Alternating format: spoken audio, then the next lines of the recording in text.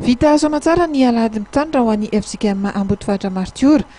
Ny alahady 7 Desambra teo no nantanterahany fiangonana izany ary nitrotrona ambavaka ny pastera Lazasoa Menakavy mba hanomezan'Andriamanitra azy ireo tanjaka ara-panahy amin'ny fitandremana ireo ondrin'Andriamanitra amin'ity fiangonana ity.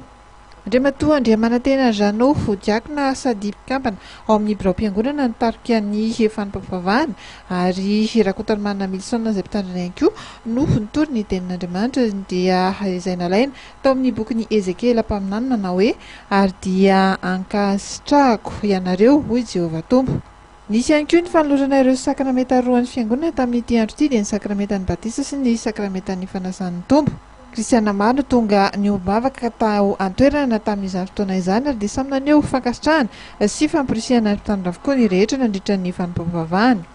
Ho an'ny fiangonana eto amin'ny FJKM Ambodivohitra Martiora moa dia zava-dehibe ny fankalazana tamin'ity taona 2024 ity satria amin'ny 29 Desambra ho avy izao no famaranana ny 10 taona ny fiaraha-miasa ny mpitandrina sy ny fiangonana izay anaovana jeritodika ny asa vita tao anatin'ny 10 taona ary ihany koa manana amin'ny fiatrehana ny 10 taona manaraka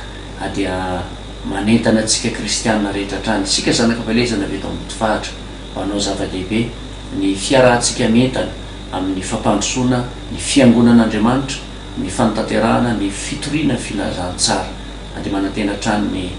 fiombonantsika indrindra amin'ny fanatanterahana ny fanamboarana ny akany